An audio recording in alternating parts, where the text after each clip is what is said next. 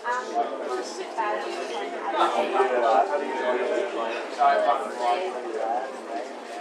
evening. I'm going to give a quick explanation of what you're going to see.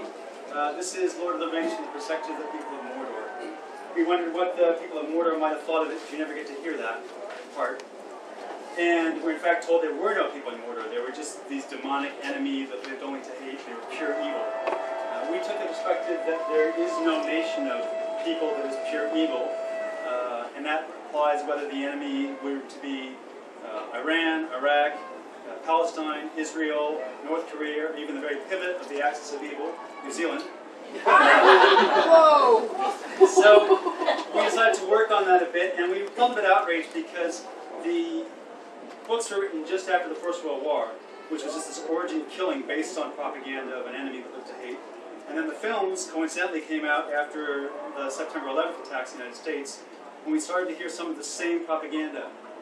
So there was a bit of outrage and so forth in that, but with the help of some very talented actors who you'll see in a moment, we decided to have a bit of fun with that and make it funny, so we hope you'll enjoy it. You'll be seeing the prisoner of Gondor who's captured, and then a couple people from Mordor, one from Mordor, and the gnome of Chomsky, who's sort of an adjudicator brought in a truth and reconciliation role. So that's what we're going to be doing, and I hope you enjoy it. Thanks.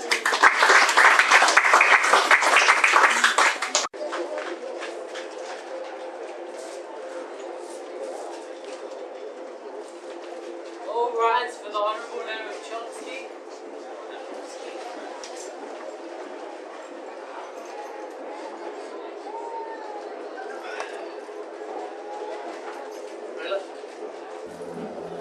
Be seated.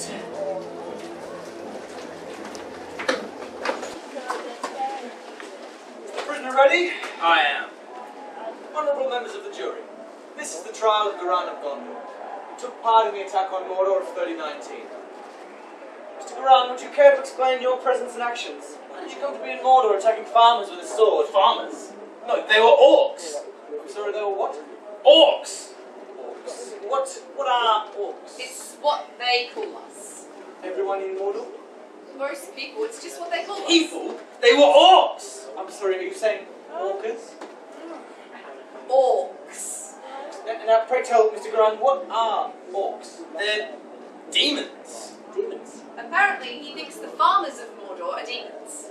I see, Mr. Garan. And if I weren't good asking, what do you think I am? An evil wizard. An evil wizard. Mr. Garan, in every conflict, enemies are demonized, dehumanized, accused of the most barbaric savagery, the most hideous depravity. But in this war, you are fighting actual demons. Literally, you are fighting demons. Yes. You believe such things to exist? If I could just ask one question. Right. What was it that made you think that we were demons? I mean, well, you're not. I mean, you're not a demon, but they were. Right, so what made you think they were demons? Well, they just were. I mean, their teeth, for one. Their teeth. Well, you know, they had evil teeth. Evil teeth. You know, they were kind of pointy, and some were missing. Mr. Grant, aside from bad oral hygiene, is there anything else to give away that these poor farmers are demons? Well, they were also, you know, they were, you know, dark. Mr. Grant, these people you were killing was because of their complexions and their evil teeth. What? and the weapons they had these, well, you know, they're weapons. What about their weapons? I'm afraid it'll sound ridiculous. That's the first thing you've said that hasn't, Mr. Grant. They're weapons. What about them? Did they glow? Did they shoot lightning bolts? No, they looked funny. Funny? Funny how? Not like funny, like strange, weird. Like what then, Mr. Garan? Well, demon weapons. Demon? It would seem to me that cutting down farmers with a sword is a pretty demonic thing to do, Mr. Garan. Are you trying to suggest to me that their weapons did something that yours didn't? I think he means the farming implements. Farming implements? What? Yes, because Mordor doesn't believe in having an army. Doesn't believe? When we were attacked, they had nothing to defend themselves except the farming implements they were using. Farming. As weapons, they must indeed look very strange. But they had a massive army! We absolutely did not. We kept a small guard force to watch the gate. So you invaded farmlands, Mr. Garan, killing indiscriminately these people because of their complexions and their evil teeth. And when they took up arms against you, when they took up anything, everything they had, these farming implements, you took this as further proof that they were supernatural demons. It was a massive army! What massive army are you talking about? The army of orcs! Recess.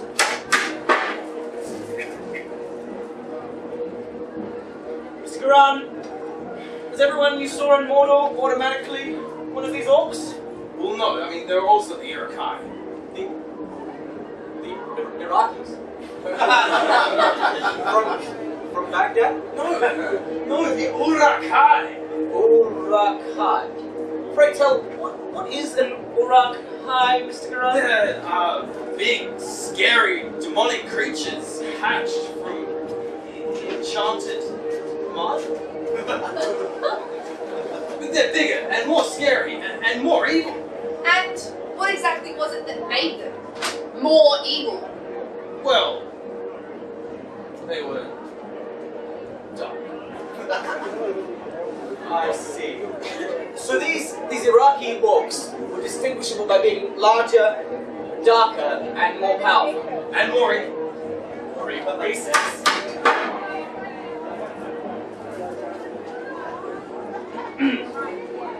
So, Mr. Garan, perhaps we could get to how you came to be in Mordor fighting with these Iraqi orcs. Do these creatures exist back in Gondor? No, but we were threatened by Mordor. Threatened how exactly? Just look at Mordor. It's evil. Evil because? Well, the landscape? Landscape. What exactly makes landscaping evil? Well, it's... It's dark? Yes, because it's dark.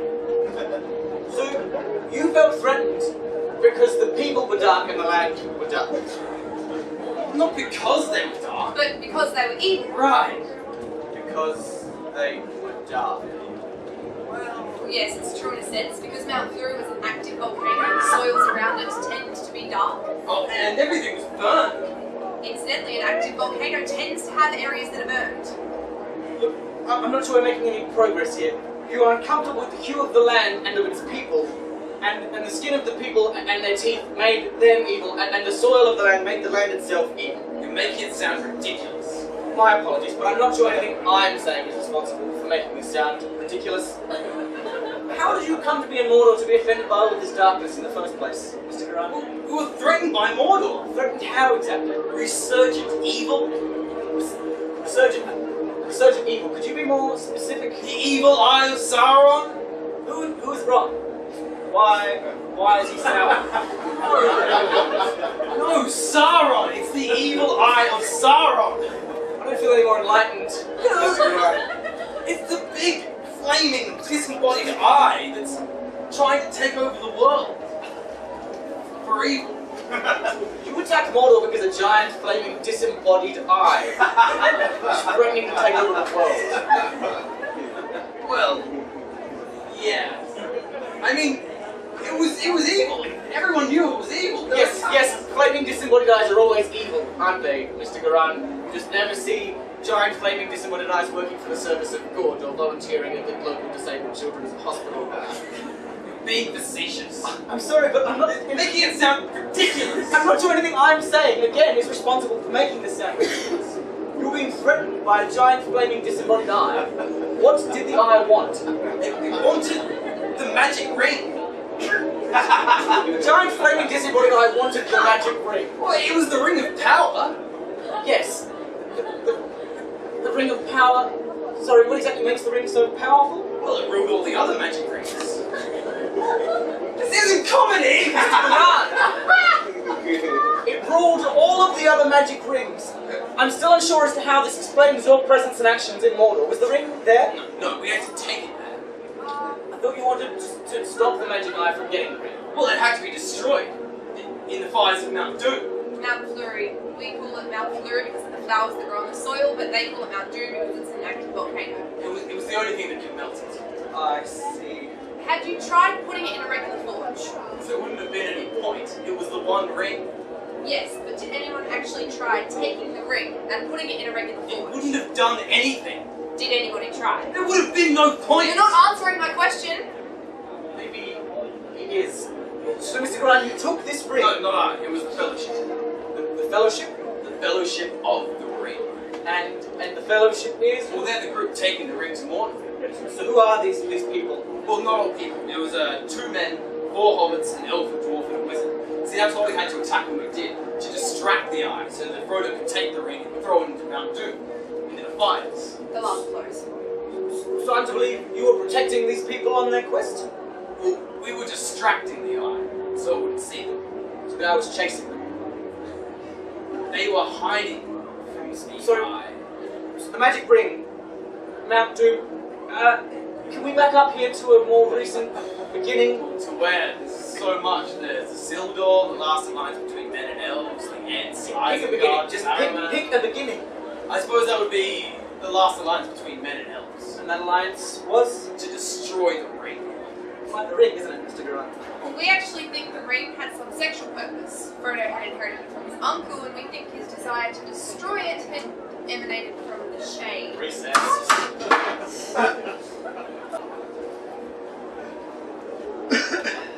Mr. Garrard, there was an alliance. Yes, they were fighting Sauron. The disembodied eye. No, he was a man then. Not a disembodied eye. No, that came after. He was a man. I'm sorry, when was this? 1,000 years ago. We tried to keep watch over the land, but at times we could not eat and crept back inside. So 1,000 years ago the eye tried to take over the world. Man. Yes, man. Now he's back as...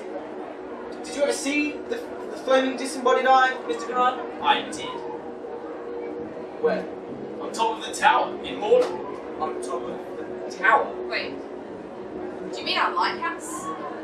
Seriously? You guys went to war over a lighthouse? You see, the lake in Mordor used to get quite heavy fog, so to help us navigate, we started lighting a fire on top of the tower to help us see at night. We had no idea what they were talking about when they were going on about some evil eye of Sauron, but if we realised it was We were a the lighthouse, warriors of Gondor. we would have just switched it off. I'm not sure we're making any progress here.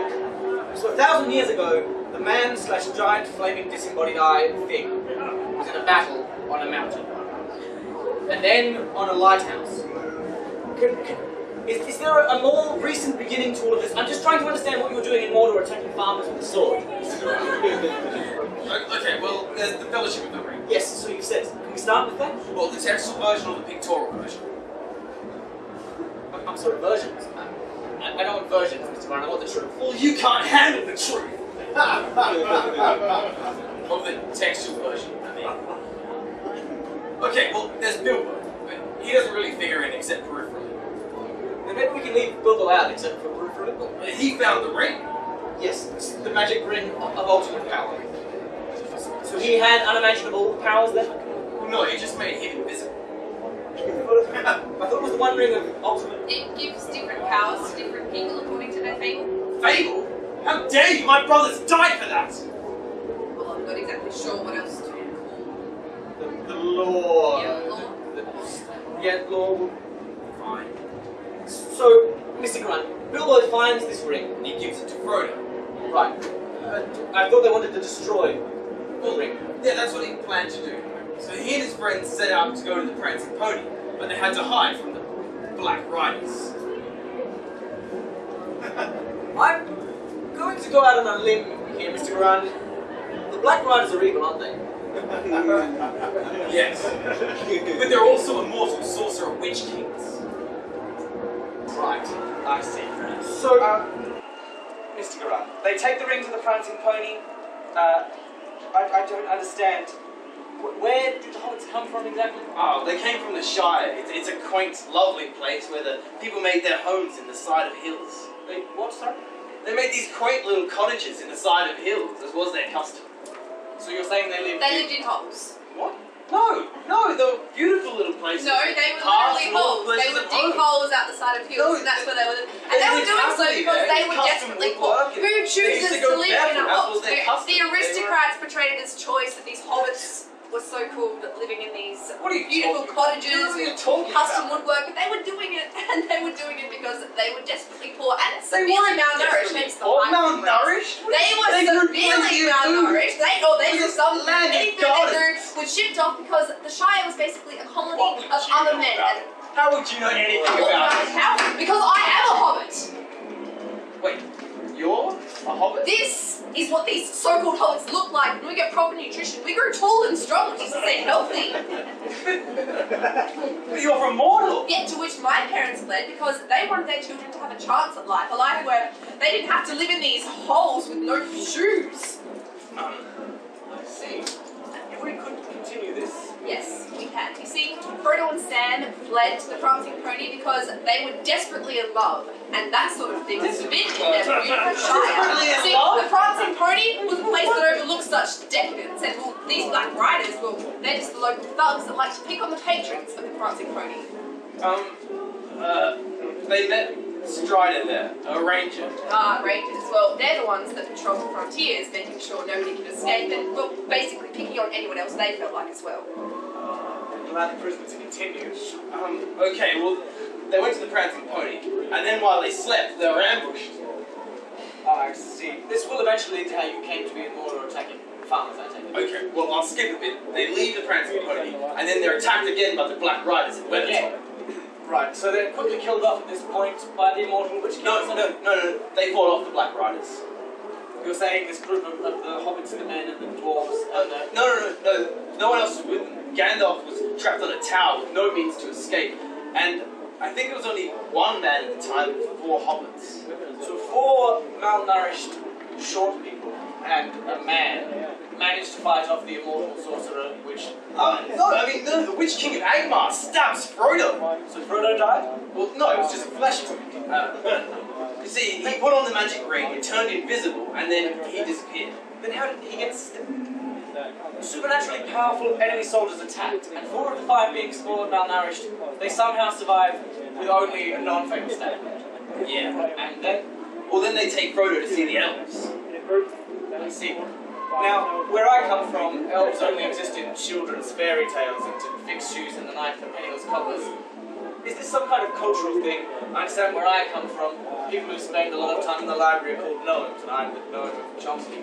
Is this a similar cultural affixation? Yeah, sort of. The elves, basically the educated people of the society, so the doctors, scholars, expert craftsmen, and so forth. No, they're a different race of being. What exactly makes them a different race of being, Mr. Grant? Well, they're elves. I mean, so you've said. What about that made them different? Well, they just were. I mean, they were taller. How tall are we talking? Tree-sized? No, they were height of men. It seems that the prosecutor is saying that they were men. No, they were elves. They were definitely elves. So what about that made them different? I mean, well, they're smart. Right. So they're tall and smart. Yeah. Presumably there are also men who are tall and smart? Right. So anyway, what sets these elves apart, just by observation alone? To anyone who doesn't have a dictionary in hand. They're immortal. They're immortal? Now, ageless. Can you see... How does that work actually, Mr. Grant? How do they deal with the population as an issue? They just... Did they give birth to children, or did they just spring into existence? No, they have families, children. So, they give birth to children. You can see how the population would keep expanding and expanding. No. So you don't see how... No, I mean, their population did keep increasing. So what stopped their population from expanding? Warfare? You're asking... I don't know anything about these immortal elves. What? You're saying they could die in warfare? Yes, of course. So you witnessed elves die? Yes. So they weren't immortal then? Everybody knew they were immortal. If I could just understand this, you're saying you witnessed elves die? Yes. What was the proof that they were immortal then? Well, they're elves. Yes, they're immortal, they're elves. Are there still any elves around that I can talk to? No, none. They all took ships to the Undying Lands. The Undying Lands. They're to the west. And you've been to these Undying Lands? No one has. Once you go there, you can never return. So the only way to be immortal is to go somewhere where no one can ever see you. Was there any other ways they could die, Mr. Gorilla? Well, they could die of grief or weariness. Grief and weariness? Well, you know, sometimes if they grew too old, then their spirits would overwhelm their bodies, and so they died. I mean, their bodies died. Their bodies... Mr. Gorilla, you can understand from a logical point of view how this doesn't make very much sense. Look, so the ring is in the Shire. Frodo and his friends take the ring to the Prancing Pony where they're ambushed by the evil Black Riders, and they meet a ranger who kills foreigners for profit, and then they're ambushed again by these supernatural immortal witch kings, and now, I guess the man carries the stabbed Frodo to Gandalf see took it part of the way. So the wizard is back in the story. No, well, yes, he whispered to a moth, and that went into He says!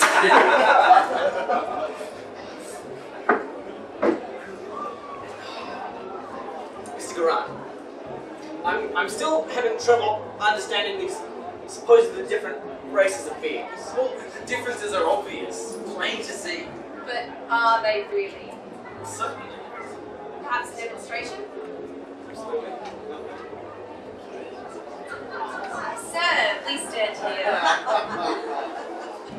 Thank you, and face the members of the jury. Okay, prisoner, what race is this person here?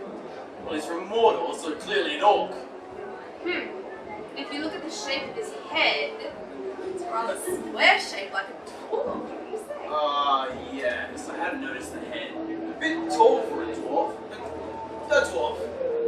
Right, but if you look at the ears even, they're kind of pointy like that of an elf. Oh, yeah, the ears. An elf? Most likely. What's 523 divided by 37? Not that smart, maybe.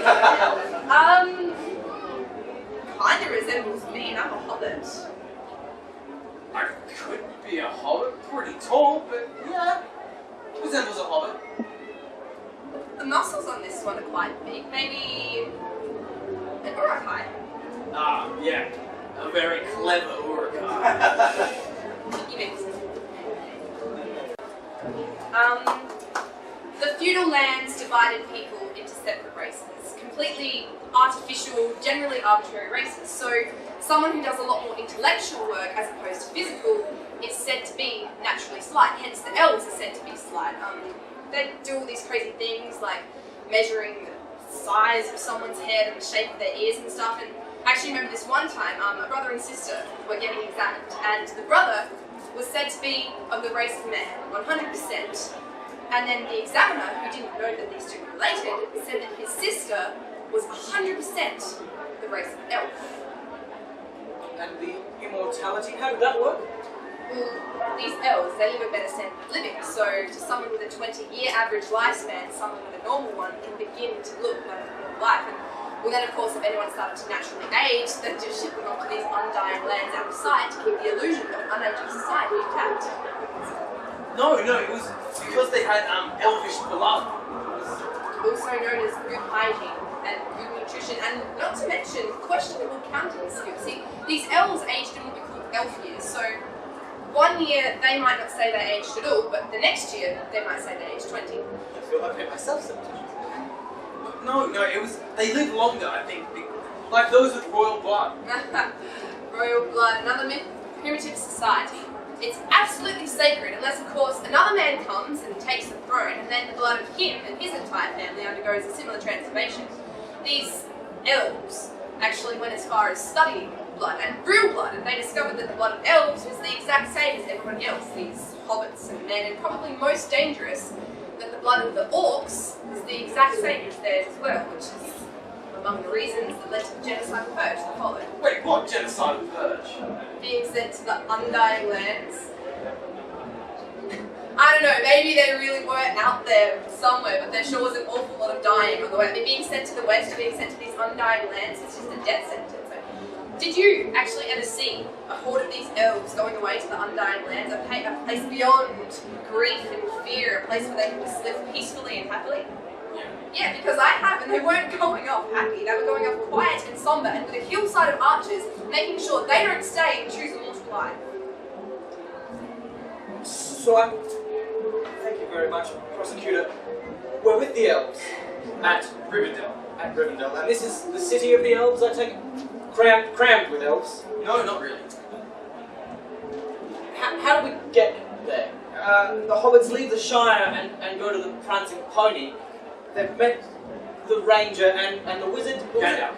The wizard's name is Gandalf. Now, you said I was a wizard earlier. A wizard's another sort of being, differentiated, perhaps? I think so. I mean, they've all got whiskers and 9 lives. Could be a cat person. Wizards were the military technicians in charge of the artillery, explosions, and fireworks, which to the uneducated can look like magic. Okay, so hobbits, Prancing Pony, Strider, ambushed at Weathertop. We're at Rivendell, what happens next? Well, there's a meeting of the leaders of the races. Elves, men, and dwarves. Together they decide to take the ring to Mordor. And the hobbits were also represented at this meeting? I don't think You so. said they were a race? If they were an equal race, they would have been. See? So, never mind, Mr. Grant, they leave Rivendell. Where does the party go next? Well, they decide to cross the mountain, but the evil sorcery of Saruman impedes them. How exactly does the magic impede them? Well, he sends avalanches and blinding snowstorms. Also known as winter. Were these mountains normally passable in winter, Mr. Grant? Well, no, but I heard some people did, about 20 years ago, or so I've heard. Right, so how did you know it was magic this time? Well, the general said so. So not being able to pass over the mountain, where did you go next? So they, Yes, where did they go next? well, they decided to go under the mountain, through the mines of Moria. Oh, well, it was ruled by the cousin of Gimli, so they expected a warm welcome, but when If they were expecting such a warm welcome, why didn't they just go that way in the first place? You're saying they... If they were expecting such a warm welcome under the mountain, why did they try to climb the mountain in the first place? I mean, mountains are hard to climb even in the best of weather. Yet, there was this alternate route that was warm and safe and dry the whole time. Never mind, they pass under the mountains, and then... Well, then they're attacked by orcs. Okay, orcs again. The orcs are awaiting them on the far side? No, they were in the mines. I thought you said the mines were inhabited by dwarves. The orcs are taken over. I see, and there's no real difference between dwarves and orcs. Dwarves are another artificial division. What we see as dwarves are just normal people deprived of sunlight, hence they have the square-shaped heads, the stunted growth, and so forth. Like the malnutrition with the hobbits. They're a bit different in the way it manifests. See, these dwarves weren't actually allowed out into the sun until reaching adulthood. I mean, even Gimli wasn't allowed out until then. And as with the Shire, a pleasant version was created where these stunted dwarves were just choosing to live and die their entire lives underground as slaves. Can't be true. There were orcs in those mines. Sticking to the events at hand. Well, in Moria, that's where we see what this whole campaign, this whole war is really about, the spreading of ideas. See, that's what the evil was. See, for some reason, these dwarves didn't want to spend their entire lives digging as slaves underground. So, after another cave-in where they were forced to watch their family and friends die, the dwarves rebelled. They became these orcs. No, the orcs were in those mines. You think we could have killed people like that? They were orcs, definitely orcs. The dwarves died fighting. No, the overseers did, because the second they rose up, they were labelled orcs to be viewed as hate-filled demons only deserving death. And then, if anyone tried to flee, there were archers at the entrance, making sure nobody faltered. No, they were orcs! I'm telling you, they were orcs! Thousands! How many of these orcs were waiting? Thousands and thousands coming from every direction, even down from the ceiling. They were completely surrounded. So our party is quickly killed up at this point, right? No, they escaped. You're saying our party... I think that they all scattered when they heard the roaring of the Balrog. They're simple creatures, living only on hate and fear. Orcs or Balrogs? Actually, even I'm confused. Are they the same thing as goblins? That word is politically correct. What is a Balrog? It's... It's an unimaginably powerful demonic fire monster from the depths of the earth. Yes. Right. So... Minor eruptions tend to happen, so they are connected to open lava flows. The dwarves had to be afraid of these things, so at the first sign of an eruption, they'd flee, but with the idea of thousands fleeing. Right, so it was an eruption. Maybe it really was this fire monster from the depths of the earth, but we recorded a minor eruption at the exact same time, so you can take it in. Okay. Moving forward, I'm still not sure. You were in Mordor killing farmers with your sword. What does this have to do with anything? What happened? Right, wrong. What's Still wrong? wrong. What's wrong? The vibe of the thing. Well, they were chased by the Balrog.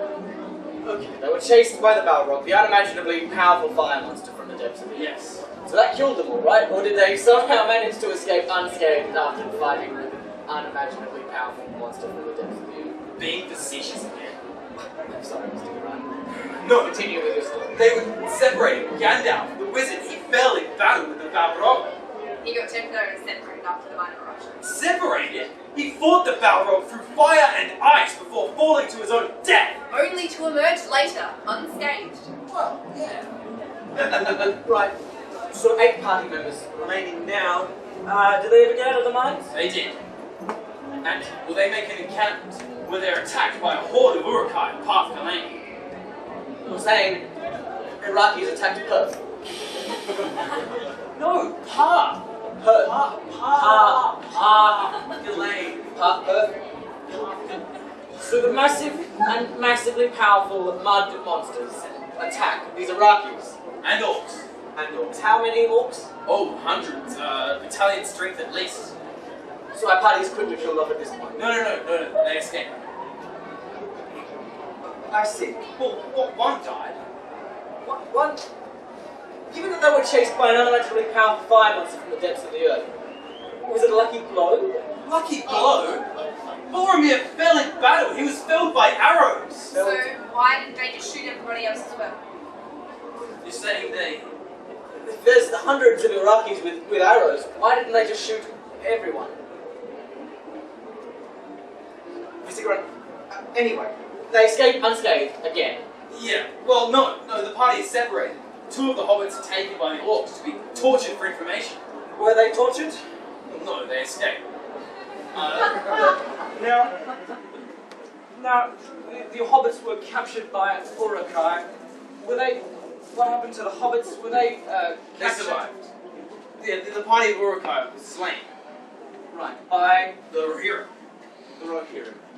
Okay, as with Gondor, Rohan ran military patrols. Basically, they'd go out scouting the land for any foreigners or anyone who didn't belong. The aristocrats would go out orc hunting, and well, they'd always find them, because if they didn't, they'd just decide somebody or other were an orc and kill them instead. The adults they found called Mordoch, and the children they found were called orcs. And that was to overcome any natural reluctance the soldiers had towards killing children. No, you don't understand. See, in Rohan, they had to protect their border because sometimes after floods or other disasters, people would stream in from the Brownlands. So everybody knew the penalty was death. Brownlands. Are they only somewhat evil? Mr. Grant, it was your policy to summarily execute desperate refugees escaping natural disasters. That was Rohan's policy. In Gondor, we were much kinder to our less fortunate.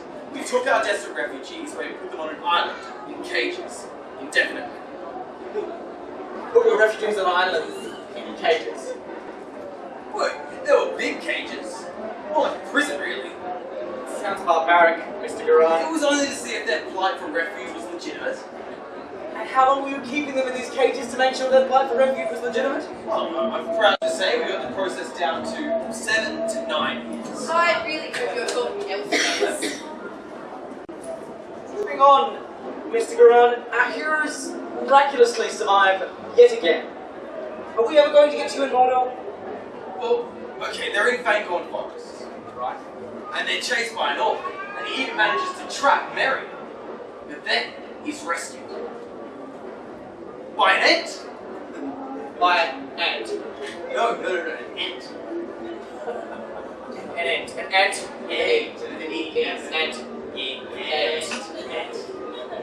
And they're mighty tree shepherds. Magical. Mighty tree shepherds. Are these more creatures that look like people but somehow aren't? Oh, no. They look like trees. They look like trees. Yes, only they can walk and talk. I'm sorry, Mr. Garan. Our entrance to this Fangorn forest is strictly forbidden, so naturally anyone that entered there was extremely frightened, making them more susceptible to believe in such things, and not to mention sometimes they'd always find some certain mushrooms. Mr. Garan, eat a few of those and I'm sure the trees will start to walk and talk. How dare you? What did I be yourself? Silence, wench! Mr. Garan. Are we ever going to get to the crux of this story, Mr. Garan? I'm trying to figure out what you're doing in Mordor, and now we have walking, talking trees. Ents. Yes, ents. Whatever. Okay, well there are 3 great events. Yes. Go on. Okay, so once I explain the 3 great events, of which there are 4, then you'll understand. Mr. Garan. Okay, well, the party is separated. 2 of the hobbits are in the forest with the ants, while the rest of the party, Aragorn, Gimli, Legolas, and Gandalf, and 2 hobbits go to Eddard to talk to the king. Who is in the party now? Gandalf, Legolas, Aragorn, and Gimli. Okay, aside from Gandalf, the wizard, I'm unsure of who the others are, and who's Aragorn? That's striking. Why did he change his name to Aragorn? Aragorn! Aragorn. Yes. Whatever. And The dwarf was Gimli, and the elf was Legolas. so the elf was drunk. No! Legolas! Didn't have any Lego. No, Legolas! I don't understand what you're saying, but for heaven's sake, can we please continue? Theoden's mine. Who is Theoden? He's the king of Rohan. Right, I thought you said we were in Edoras. That is Rohan. Go on. Okay, Theoden's mind was ensnared by the evil sorcerer of Sauron, who was controlling his mind and actions, and he wasn't ruling his kingdom because of it. So he was open to good ideas. And, okay, well, Gandalf was able to help. He was able to cast off the evil sorcerer. There's a triumphant moment where Gandalf hands the still weak and trembling Theoden his sword, saying, "Perhaps your fingers would better remember their strength if they gripped your sword." This signifies breaking of the curse and Theoden's return to the world of honor. So he returned to militarism against his will.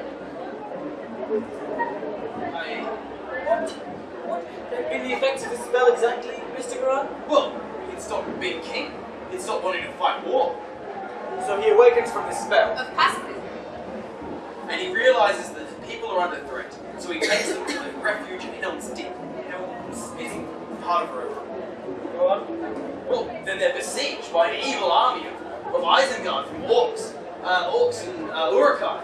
But then, at daybreak, the riders of Rohan, who've been out patrolling the land, The dark people in forests. return and ride gloriously down from the hilltop from above, taking the enemy completely by surprise and turning the tide of the battle, with their retreat cut off by the horns. They're tree creatures, magical. Right. So everyone is safe, Well, yeah, but it was an epic battle. but none of our heroes are killed.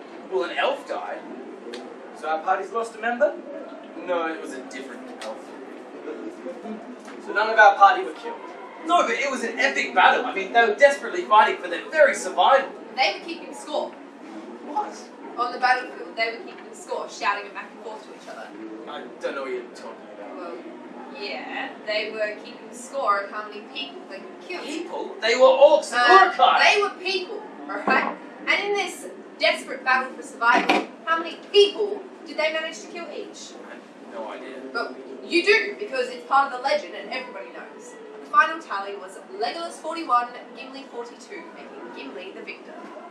Hardly suggests an epic battle for survival, does it, Mr. Garan? It was. I mean, we were desperately fighting for our very survival, protecting the people of Rohan under siege. Under siege from who? These people. An evil army of they orcs were and not Uruk-hai. orcs. They were They peasants. were. How They would were you know? farmers, How did you innocent. know anything about it? Were you there? Well, you, because everything you have told us so far has been utter nonsense. You wouldn't know. You weren't there. I believe we have a letter from an Ingrid of Isengard who was there but can't be with us today. She died on the way to Mordor fleeing the feudal lands. Read the letter. With pleasure. Isengard wasn't ruled by an evil sorcerer. They had their own system because the people didn't want to be ruled by kings. Gondor and Rohan weren't threatened by them, they were threatened by what they represented. A good example. At Helm's Deep, what had happened was simply an uprising against this brutal and incompetent aristocracy, who then retreated to a stronghold where they would have been left in peace, but they insisted, quote, their lands be returned to them and their serfs. Those returning riders didn't charge gloriously down from above, as the accounts tell. They rode in calmly under a solemn oath of truce. They then started stabbing people in the back. Literally. The people didn't even realise at first what was going on, as everyone had been explicitly instructed not to attack the riders. The riders said their solemn oath was invalid since people had violated theirs to lord and land. This just seems wrong. Is there legal precedence? Can they do this? What do you mean? I mean, it's just wrong. I mean, the vibe of the thing. The vibe of the thing. Just the vibe of the thing. Mr. Garan. Look, What happened to Isengard? It was destroyed. It says they had built a dam to supply fresh water and to provide energy to work machines. But feudal forces came in and broke the dam. Once the land dried out, they burned everything, and that's when they invented the Ents. Breaking the dam was going too far even for them, so now they say the Ents had always been there. But they're a recent invention, aren't they? when I first heard them say ants, I thought they said ants too. Everybody did. But you had to pretend you believed. Well, anybody who said so was... We just didn't. Pretty soon everyone was telling each other they'd seen the ants. Did you ever see an ant? No, of course not. And what about the horns? Same story.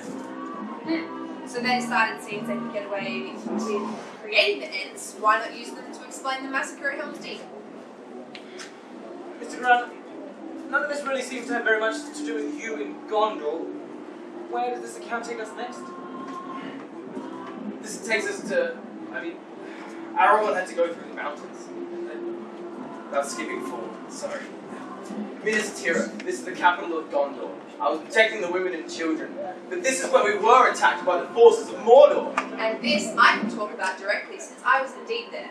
You see, after this uprising at Helm's Deep, we decided that we couldn't, in good conscience, allow anything like that to happen again. So a few of us from Mordor decided to go and stand in solidarity with the people of Gondor. But we weren't attacking them, but to them, that's what it was, because a few of us that went were dark, and you know what dark means to them. Where were you in all of this, Mr. Grant? I was in the stronghold section of Minas Tirith, protecting the women and children. I could come out from time to time and witness the battle from above. And it was most terrible. They even brought massively destructive beasts. Okay. Their animals had been driven to extinction long since, so when we brought some of ours to begin repopulating the land, they had no idea what they were, and I guess they decided, since they were afraid of them, that they must be some sort of weapon. That's what. Did you ever actually see any of these beasts of mass destruction, Mr. Grant?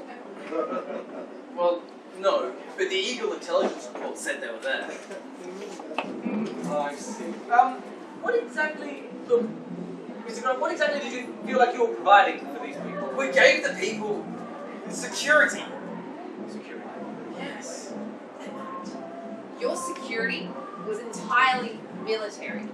These people always had to fear attack and fear wars, but security is not having the wars in the first place.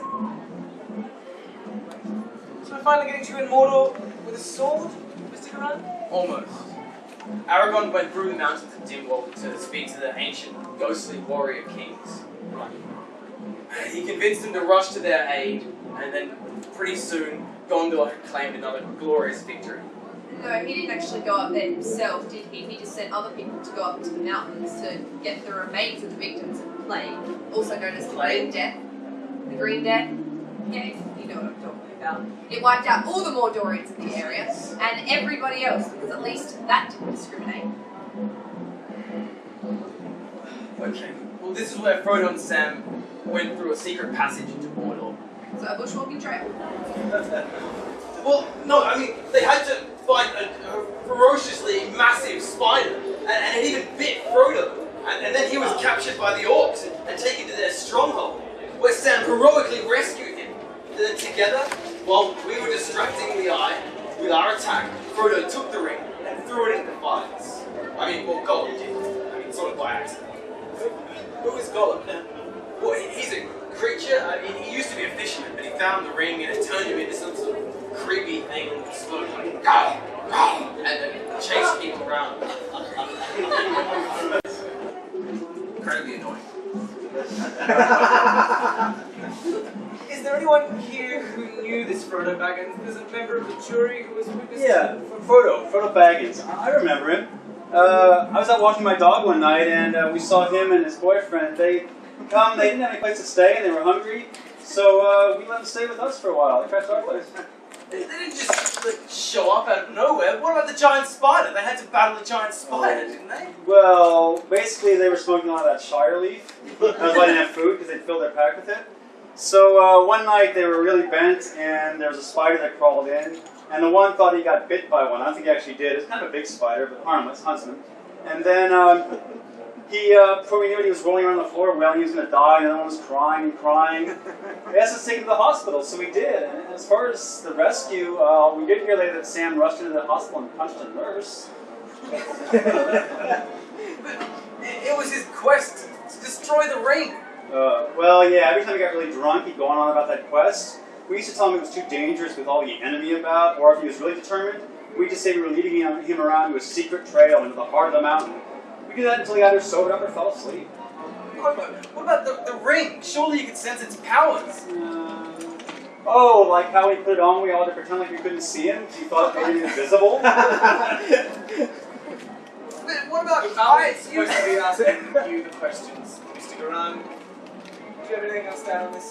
As I said earlier, we think the ring had a sexual purpose. Frodo had actually inherited it from his uncle, and well, even he kept it in the back of his bedroom drawer. I think you can guess the rest. Yeah, that Crack-a-Doom stuff sure seemed to have its implications, if you know what I mean. But we were threatened by Mordor. They had these massive military constructions. What massive military structures? I was living there, I didn't see any of this. You had that. I mean, you had the tower and that gate. Okay, so two structures, a tower and a gate. And they were threatening you? The tower was deep in Mordor and a gate. I mean, these sound entirely defensive. You can't go attacking me with a gate. What are you talking about? The gate was... The gate was because we didn't want to fight, so rather than fighting you guys when the feudal lands would show up with an army, we just decided to build a gate so we could close it. I mean, you guys really hated that gate. You know, I got one more question here. I've been listening to this whole thing, and if this Gandalf guy could whisper to a moth that could go get magic eagles to carry people around, why didn't he just tell the magic eagles to carry Frodo straight to the mountain? Or even better yet, why didn't he just get them to pick up the ring with their claws and just pull it out straight into the... I mean, wouldn't that save everybody a lot of trouble? That is a massive plot hole.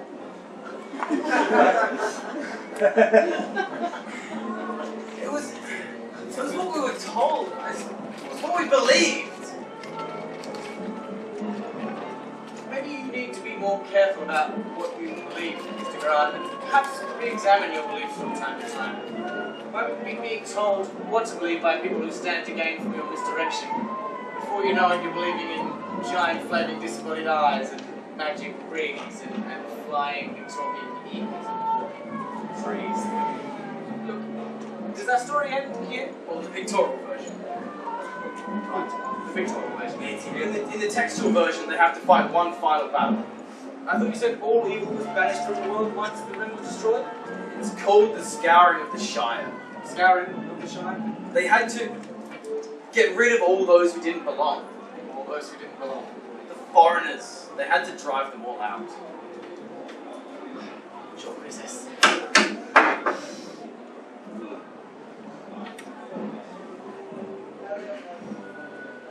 I think we're reaching the close of this trial. Mr. Grant, do you have any final statements to make? It was an enemy made of enchanted blood that lived on pure hate. So it wasn't just acceptable, but it was a basic moral duty to kill them for all that's good in the world. An enemy to whom we could show no mercy, but we knew that we would receive none. That's what we faced. Or it's what we were told we faced. Because really, no one lives on pure hate. Certainly no entire nation. And mercy? Here now amongst that very enemy. More merciful than I could have imagined. We have a saying. In the land of the blind, the one-eyed man is king. But really, in the land of the blind, The one-eyed man would be insane.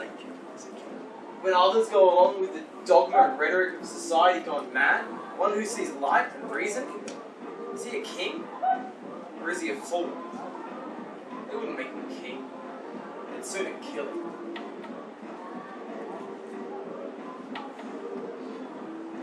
I could have seen these things. I kept my eyes closed. The one-eyed man, he'd see everything, and he'd talk about what he could see, in ways people couldn't sense, in ways they couldn't even imagine. There were never any dwarves or orcs, elves, hobbits or urukai. They're all just people. We are all just people. The real differences are minor, and the major ones, they exist only in our heads. Don't you? Don't you all see things that you know are wrong, but you go along with? Because that's how you get along? That's how you go through your lives without losing your homes and your minds and just going stark raving mad? And don't we make excuses about tragedies and atrocities done in our names by our societies just to get through our days? What could I do? What could I have done? It's better just to pretend, isn't it? That's what we all did. Pretended. But if you pretend to be something long enough, eventually you become it. And I became it. Very stirring, Mr. Grant. Sheriff Foreman, how do you find the prisoner, jury? Guilty. Guilty? Guilty. I will accept my sentence, whatever it may be. Life in chains, an axe to the neck. I'm ready. Prisoner? Look, Mr. Grant, you're just guilty. You don't exist in a cycle of revenge. There was a great peace activist, Gandhi the Great, and he said, an eye for an eye leaves the whole world blind. There's no need to reprimand you for your mistakes, Mr. Grant. You've seen the error of your ways. I think you're free to go. I suppose I can only live with my eyes open. I can be the one-eyed man despite the consequences. I mean, we all need to stop pretending we don't see. Stop seeing things different from how they really are, just because that's what we've been told. Evil isn't out there in some ring or some other object. Evil is letting evil happen. Evil is doing nothing. It's staying comfortable in the face of evil. Thinking we can't make a difference, that is making a difference. Just in the wrong way. I mean, we can. We can go out. We can do our part and then do more. If everyone does only their part, this world becomes a terrible place. But if we're willing to give just that little bit extra, we can stop the atrocities happening to our brothers and sisters. We want them to do for us. We have everything we need to live in a wonderful world for all the people in it. Let's do that.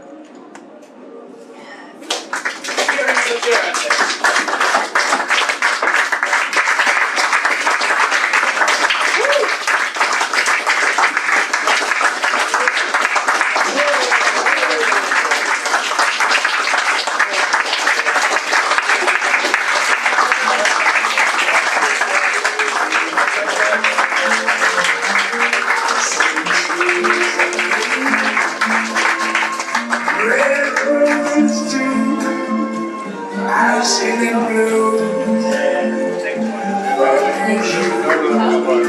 I think to myself,